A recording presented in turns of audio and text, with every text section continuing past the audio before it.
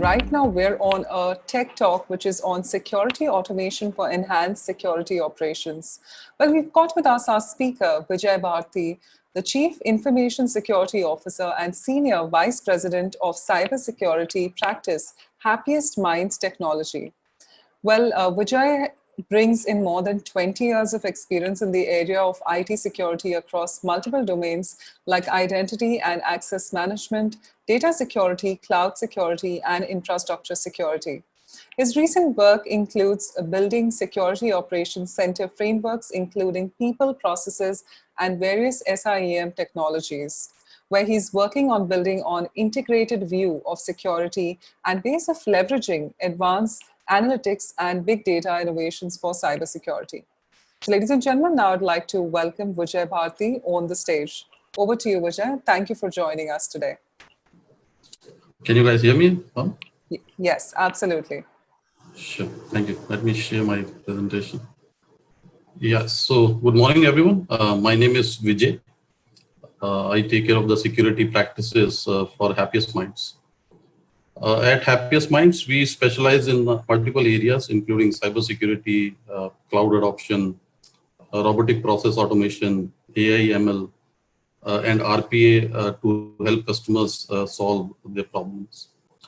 We are a system integrator, and the endeavor is to be able to bring in best tools and technologies to be able to address business problems, help customers gain operational efficiencies, and use these latest technologies and trends to really solve problems which we have been trying to solve from quite some time. So today I'm going to focus on how probably we can leverage some of the AI, ML, and automation capabilities to really ensure how we can bring in the required level of efficiency in our security operations. As you all know, cybersecurity has been a challenge in all verticals, all domains. It's a problem which has been trying to solve from times. A lot of progress has happened in terms of various tools, technologies, and the way we manage security.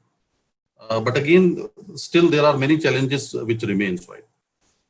Now, given the spread of ITs and various mechanisms to deliver IT, there's a huge amount of data within an enterprise. And across these data, there are multiple tools which are generating a lot of alerts, right? Which are generating a lot of indicators of compromise or suspicious events. So there are a lot of alerts which are coming in for the security teams, which they need to analyze. So which sometimes can result into what we call as alert fatigue. And we always run into a risk of somebody's not looking at some critical alerts and missing those, which really can convert into actual attack. There has been a kind of a skill shortage, right, in the area of cybersecurity, where you need more and more people and skill to really manage all this increased workload. As security, as businesses becomes global, they spread across multiple mechanisms for delivery, including on-prem, cloud, third-party, microservices. We have started seeing some inconsistencies, right, in terms of how some of these security events are managed and handled, right, what we call as standard operating processes. So customers have started finding it difficult in terms of how do you bring in consistency into the overall operations. A lot of, yes, but the topic today, AI, ML, right? I mean, every technology, unfortunately, can also be used to cause harm. So recently, we have started seeing even hackers and some of the bad guys also started leveraging some of these capabilities. And that also results in what we call as a high level of mean time of detection, as well as mean time to respond, right? When we are looking at some of these security alerts and the challenges which the security team faces on a day-to-day basis. AI ML definitely is helping quite a lot in this space, right? So we have listened about AI ML, some of the specific use cases which a lot of tools and technologies uses in the area of cybersecurity, which typically stems from the fact, right, the ability of a machine to be able to crunch large amount of data, try to make sense of that data. So what typically the systems will do is they'll identify a pattern of events, pattern of behavior in terms of what's the baseline in an environment. And leveraging that baseline, trying to identify anomalies, right? Any behaviors which is deviating from that standard baseline, which we call as an anomaly. And once you have anomaly, then how do you really look at the various systems? You look at contextual side of the information to really make sense if this anomaly is a false positive or a true positive, and probably create alert, right? Now, what we have been seeing specifically around usage of AI ML, right? What we call as point solutions. So, for example, endpoint security. There is a lot of progress which has happened in some of the standard where earlier we used to use signature-based antivirus solutions, which have now evolved into more behavior-driven, analytics-driven endpoint security solutions, threat detection and response solutions, right? Similarly, at the network level, AI and ML has very benefited to very large extent for use cases like, let's say, spam detection, right? The detection rates of spam mail has been increasing day by day.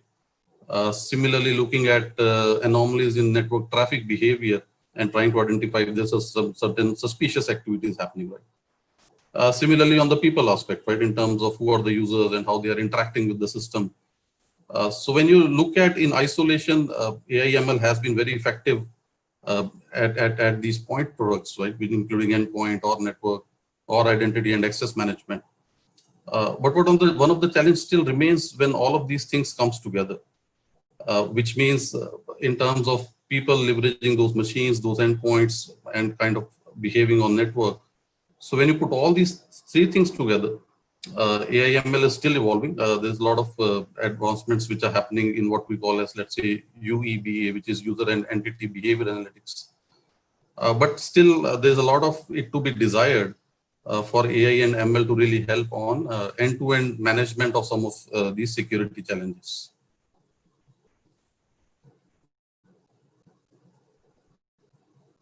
So from a effective security operations perspective, we look at these four pillars, right? I mean, once you have deployed all your tools and technologies in a protection mode, right? Your firewalls, your antivirus, your gateway solutions.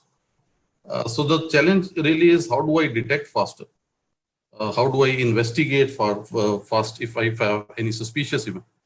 How do I start responding to that event much better? And then can I bring in faster level of remediation, right? So when you look at these four pillars and we look at effectiveness of current AI ML capabilities, they have done a fantastic work in terms of, let's say, from a faster detection perspective. There are mechanisms in which now tools don't rely on signatures, as I was talking about, right? By doing behavior analytics, data crunching, machine learning algorithms, they can identify those suspicious activities which are happening in your system. Similarly, once you have detected an event, you have to investigate, right? You have to start looking at the large amount of data which exists from multiple places to really start making sense out of, to start getting insights into what's happening around that particular suspicious activity, which is from an investigation perspective. Now, once you start joining the dots, you have to really start orchestration or a response activity, right? Where you have to bring in multiple stakeholders to validate, verify some of the information which you have collected. And from where it finally goes down to how do you really remediate and take action to really stop that particular attack. Right? So now when you look at the effectiveness of AI ML, as I said, right, I mean, they're very, very, very strong in the detection and protection side of things. But today, the capability is still to be desired when it comes to investigation, response, and remediation side of activities.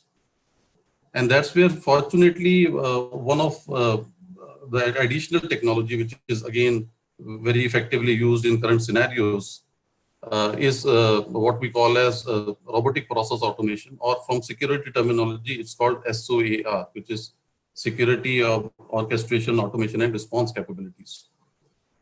So we'll see going forward how some of these SOAR technology can be very effective in helping address some of the challenges with respect to investigation, response, and remediation activities.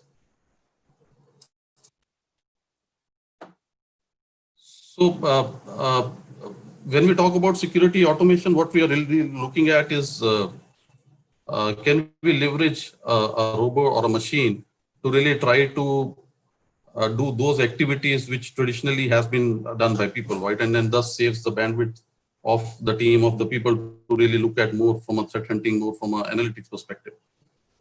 So there are multiple tools, technologies, and then effectively how they help us to automate stuff as part of your security operations, right? For example, alert categorization. You may have these alerts coming in from your automated systems. You may have alert coming in from your ticketing systems. You may have alert coming in from your bots, or let's say your help desk. So can this system automatically understand what is the priority of these alerts, from where these alerts are coming, and really define a workflow, right, in terms of how that each of these alerts can be managed.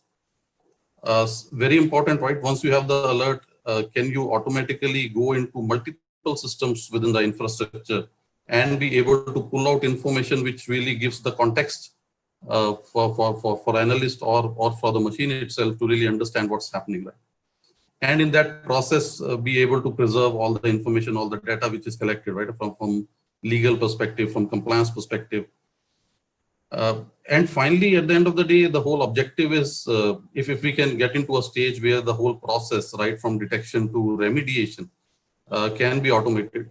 Traditionally, what used to take, let's say, in days, can we automate and complete that whole activity within minutes, right? And again, there's a lot of capability in terms of you can define those workflows, let's say, for some of those critical events. If you need manual intervention, if an analyst has to be there in terms to validate whether a particular action needs to be taken on that information, of course, it's possible to define majority of those kind of use cases. Now, very important when we talk about automation in the security space, there are two very important factors, right? One is the extent, right? How much you can automate. And second is really efficiency in terms of how fast you can automate. Now, what we have done as part of Happiest Minds is kind of build a very unique framework, which gives us ability to really help customers and make them understand, right, what's the extent of automation which we can achieve in a given environment. Now, you can look at the overall security scenarios or use cases, what we call as in a given environment. We try to understand what are the various elements you have within your infrastructure, right, in terms of different level of security systems, databases, data stores, data lakes, whatever it may be.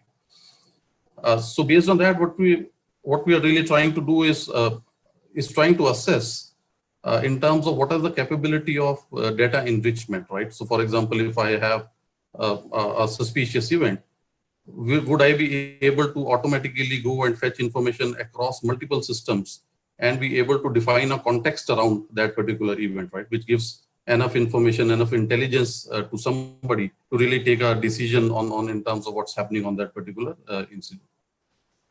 Similarly, we also look at the kind of capabilities which we have if in case we have to automatically remediate that particular instance, which means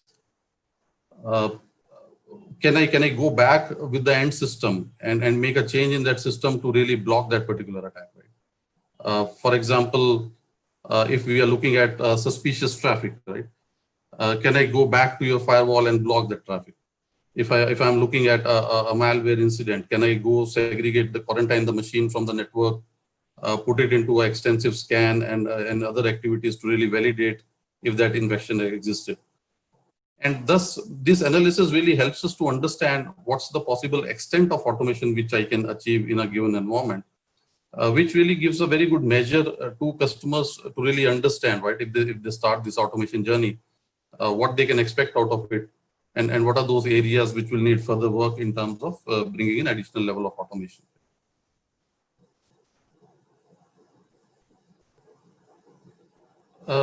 The second important thing which I said is really about efficiency. Yes, it is definitely possible to automate everything today, right? I mean, you would have heard about from the previous discussion solutions like Automation Anywhere, UiPath. There are a lot of ways and mechanisms now to bring in automation across all your IT operations, including infrastructure, including security. But the bigger piece is in terms of what is the level of automation and how fast you can do it. So that's where it is very important to look at the kind of configurations which you have in an environment, the kind of SOPs which you have in an environment. Now, as of today, when we talk about SOAR platforms, they do have a good level of automation capabilities. They do have some level of what we call as machine learning capabilities as well, right? So, for example, the platform would be able to take certain decisions based on historical events which they have seen in the past, right? But practically, you have to define those workflows, right? You have to really replicate the behavior or the set of activities which analysts will do into the system. Really fine tune and test those behaviors. And if you are looking at really the whole remediation side of things, right? You want to make sure there are no false positives, there are no business disruptions. How the whole automation will work into the overall ecosystem of things is also very important. So we recommend our customers to take it on a phase-by-phase basis, understand which are all those use cases which are very predetermined, right? Which have a very standard flow, which are low-hanging fruits and can be automated easily. Second phase is those systems where you need a little bit of additional activities in terms of complicated workflow, complicated enrichment, all the way to in terms of if you have to write, let's say, new adapters or new mechanisms of integrating with some of the systems which are not out of the box supported. So again, the framework which we have built really helps us understand how faster we can do automation in a given environment, and what kind of productivity benefits, right, in terms of overall manual effort which is currently spent, how effectively we can save that effort and offboard those activities to the machine to be able to start performing those activities, right? So very true, as I said, just to summarize, the extent of automation, and second, the efficiency which we can bring in automation.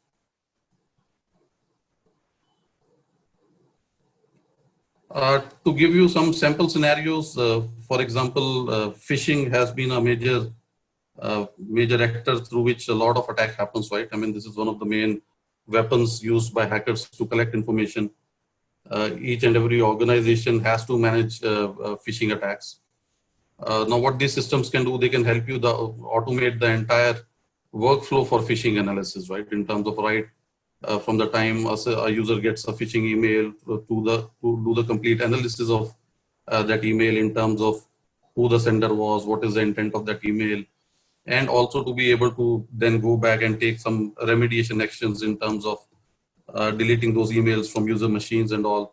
So the entire process which we used to carry out manually can be very seamlessly automated. Similarly, for example, if you look at ransomwares, right, in terms of the moment you see a suspicious file on any of the system, how do you really go about investigating that file? By throwing it to a sandbox, be able to do the sandbox analysis, and from there we'll be able to provide enough information to the security analyst to take a decision.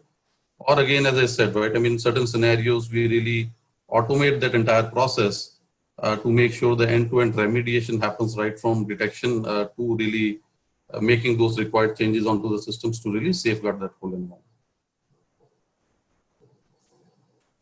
So that's what I wanted to cover in today's session. Hope it gives you a high-level overview of how automation can really be helpful in enhancing and bringing in more efficiency into your security operations centers today. Thank you.